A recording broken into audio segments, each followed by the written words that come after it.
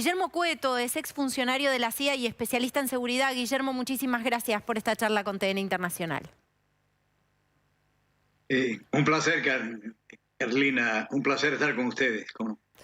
Bueno, nuevamente vemos lo que parece ser una masacre anunciada, ¿no? En este caso, un joven que incluso en ocasión de sus 18 años había ido a comprar armas que estremecen también por la capacidad de daño que tienen, termina resultando en una masacre de estas características, por cierto, con algunas publicaciones en sus redes sociales que indicaban que podía este joven significar un peligro. Entiendo que eso es materia de investigación. ¿Qué es lo que está pasando en los Estados Unidos? ¿Es solo el debate por la aportación de armas o hay otras capas de este fenómeno de las masacres recurrentes?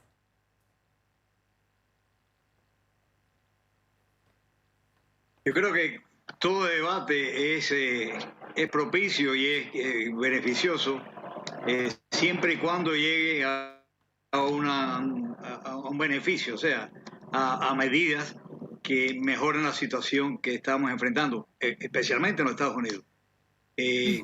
Yo creo que parte del asunto es que definitivamente las armas, cualesquiera que sean las armas semiautomáticas en este momento, como un AR-15, como una Kalashnikov, como una pistola, etcétera, tienen que tener una serie de medidas en el momento que se vende el arma.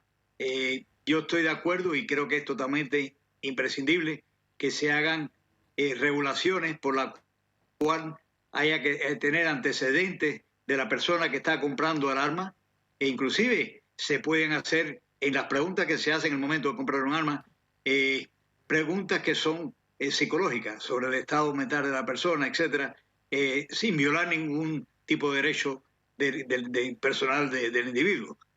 Yo creo que la regulación del arma en sí es un factor imprescindible, y el tipo de arma que se vende, porque en mi opinión no es lo mismo vender un arma de cacería normal que un arma como este muchacho tenía, que tenía, creo que eran alrededor de 10 magazines, con una cantidad de, bueno, con 30 balas cada magazine. Sí. Así que tenía, imagínate, cerca de 300 tiros que llevaba con él en la mochila. Y por eso es que pudo llevar a cabo este tipo de masacre con esa sanguinidad y con esa precisión. Guillermo, le pido por supuesto que se quede en línea con nosotros. Vamos a sumar a Luis Quiñones, miembro de la Asociación del Rifle, y a María Pía Devoto, de la Red Internacional de Desarme. Antes quisiera repasar algunos datos. A ver, en 2019 se llevaron adelante lo que se tipifican como tiroteos masivos, 417 en los Estados Unidos. En 2019 417, digo bien. 2020 611, 2021 692 y en lo que va de 2022 213. A ver, en cuanto a por supuesto, la cantidad de armas por población, fíjense ustedes que se mide cada 100 habitantes. En Estados Unidos las estimaciones indican, y según algunos relevamientos, que hay más armas que cantidad de habitantes. Este es uno de los datos más estremecedores o llamativos, al menos, y para quienes abogan por el desarme, por supuesto, un dato preocupante en cuanto a lo que la ley o el marco de la legislación está permitiendo.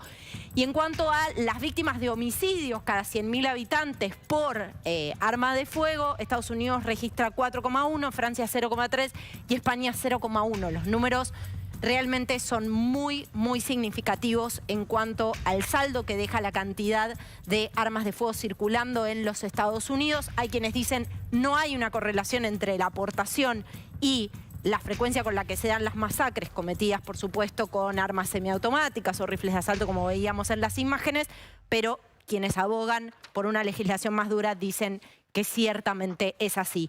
Ahora sí lo sumamos a Luis Quiñones, a María Pía Devoto para dar un poco el debate. Desde ya les agradecemos a los dos por estar con nosotros. Buenas tardes para ambos. Arranco por Luis.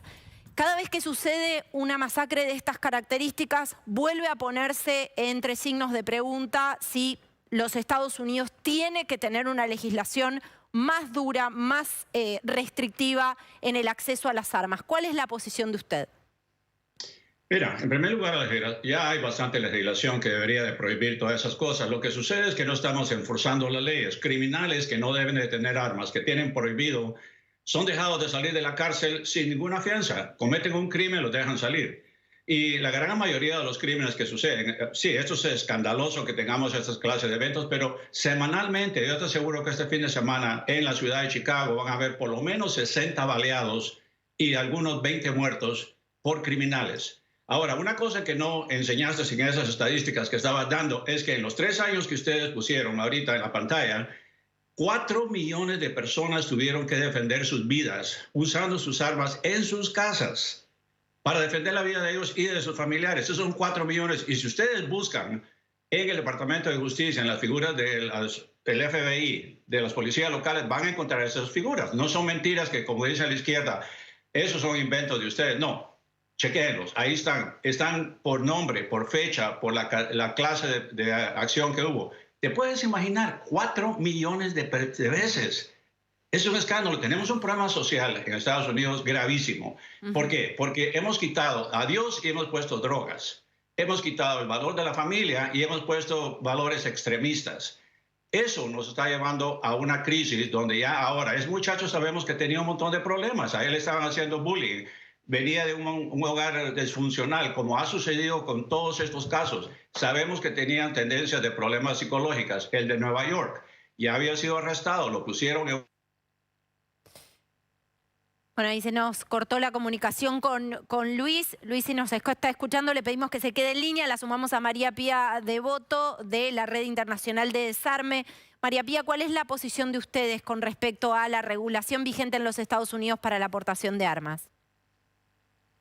Bueno, en realidad, claramente lo que se está buscando es una regulación, no dejar a los ciudadanos sin armas. Sabemos que hay una relación muy profunda entre los americanos y las armas, lo que hablabas anteriormente sobre la segunda enmienda. Ahora, las cifras que nos estaban diciendo y los datos, hay una relación directa, si ves en el mapa de Estados Unidos, entre algunos estados que tienen ciertas restricciones y los muertos por armas de fuego. Entonces vos tenés, por ejemplo, para sumar más números, en Nueva York hay 4 muertos cada 100.000 habitantes. En Texas son 12. O sea, los estados que tienen más acceso a las armas y más liberalidad a las armas, por ejemplo, es un chico de 18 años que tiene acceso a un fusil de asalto, ¿no? Que tiene una gran carga de munición. Entonces, hay una sola cosa en la que están de acuerdo en la política. Es un fracaso de la política, por supuesto, pero también es un fracaso de la ciudadanía, ¿no?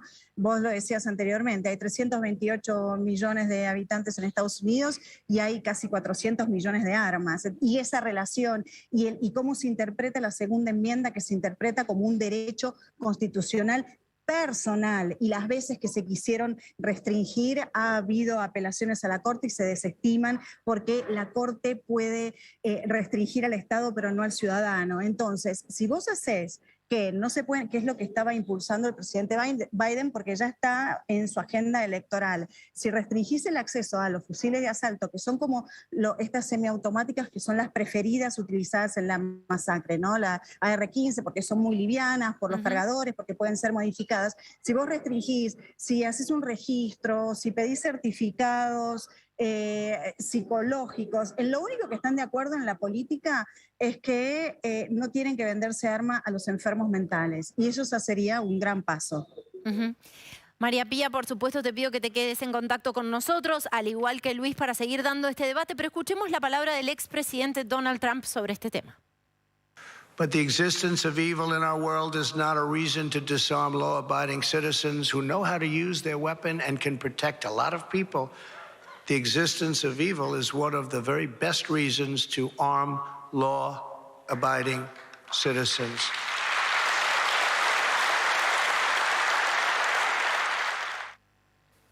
Bueno, ahí el presidente Trump apelando a esa población que siente que lo que hay en juego es un derecho muy, muy caro para los norteamericanos. ¿Creen realmente que algo sustancial puede cambiar a partir de esta masacre? Le quiero dar la palabra a Luis, que recién se nos cortó la comunicación. Tenemos un minuto final para cada uno y me gustaría escuchar su reflexión sobre el tema. Luis, adelante. Mira, lo que tenemos que hacer es empezar gritándonos unos a los otros y empezar a buscar una manera. Yo no quise ir a la convención ayer sencillamente porque mandé un email diciendo si vamos a utilizar esta reunión para pedirle a la gente que nos den todas las opiniones y todas sus ideas para ver cómo podemos llegar a un punto donde paremos estas masacres. Estamos de acuerdo, yo voy con muchísimo gusto, yo participo, pero como te digo, el problema es de que quieren llevarnos a un lado extremo de la izquierda o a un lado extremo de la derecha. ¿Por qué no tenemos la conciencia y la inteligencia para decir, busquemos una manera y dejemos de estar acusándonos unos a los otros y busquemos la solución correcta, porque no podemos seguir repitiendo esta clase de tonteras, estos crímenes, porque esas personas son dementes? No mencionen su nombre, por favor, ni pongan sus fotos, porque eso empujan a otros a seguir el ejemplo. Bien, muchas gracias, Luis. Guillermo, me gustaría su conclusión. A mí me parece que aparte de las regulaciones en las ventas de armas, yo creo que es muy importante la prevención. Hay muchísimos filtros que se pueden utilizar en los colegios, en los centros de trabajo, en todos los lugares, en las comunidades, para poder identificar personas que potencialmente tienen un perfil o potencialmente pueden llevar a cabo este tipo de actos criminales. En los colegios yo creo que la administración no tiene buena coordinación con los elementos de seguridad que tienen en sus colegios. Ahí hay falta de comunicación y falta de coordinación día a día, momento a momento. De la misma manera en los centros de deporte, en las casas religiosas, los centros religiosos, etcétera, tiene que haber una coordinación entre seguridad y los miembros de la comunidad de esos centros que me refería, para que identifiquen o llamen la atención a personas que son sospechosas. La familia, o sea, los padres, los amigos. Ahí está el primer filtro que puede prevenir una masacre como esta. Identificar y pedirle ayuda a las autoridades en el caso de que una persona que uno conoce tenga síntomas o un perfil que indique que puede hacer este tipo de acto criminal. A ver, María Pía, recién Guillermo hablaba de la posibilidad de hacer casi como un perfil psicológico a la hora de que una persona pueda o no acceder a un arma. ¿Esto parece factible? Sí, es factible. En muchos países del mundo donde se puede acceder a armas hay exámenes, hay que presentar certificados de aptitudes. Entre ellos son las aptitudes psicológicas. Ahora, cuando se hablan de las masacres siempre se habla de que son lobos solitarios, ¿no? Que actuaron solamente por su cuenta. ¿Qué es lo que inspira a estos lobos solitarios? Hay el tema raciales, el supremacismo blanco, el Estado Islámico, los videojuegos. ¿Qué es lo que inspiran? Eso no se puede controlar. Pero lo que sí se puede controlar es el tema de las armas. Entonces, luego de las grandes masacres, que siempre se aviva el debate que hubo en Estados Unidos, como el caso de Las Vegas, lo recuerdan en el 2017, que murieron 60 personas y también se avivó el debate. Luego de la escuela secundaria de Parkland, luego de Pulse en Orlando, en Miami, también se avivó y siempre fracasaron. O sea, una ley federal, es muy difícil poder tener una ley federal de restricción a las armas, de control de armas, porque va a haber apelaciones, porque esas apelaciones la Corte lo va a desestimar, pero sí se puede hacer poco a poco. Los estados pueden empezar a controlar con algunas medidas, como los certificados de aptitud psicológica, como por ejemplo no vender, controlar la cantidad de municiones que se venden, restringir el acceso a los fusiles de asalto, que son tan populares en este tipo de masacres. Entonces hay algunas medidas que se pueden ir tomando a nivel estadual que sí van a colaborar con la reducción, y no solamente las masacres, porque lo que salen en los medios son las masacres o algún homicidio así espectacular, pero también hay una relación directa, y eso la salud pública lo ve con los suicidios. O sea, de los muertos el año pasado en Estados Unidos por armas de fuego, el 54% fueron suicidios. Y eso es por el acceso a las armas. Y según un journal de medicina, es más alto y está relacionado con la posesión de las armas en las casas. Entonces, hay algunas medidas que se pueden ir tomando. Gracias, María Pía. Muchísimas gracias a Luis y gracias a Guillermo. Un placer.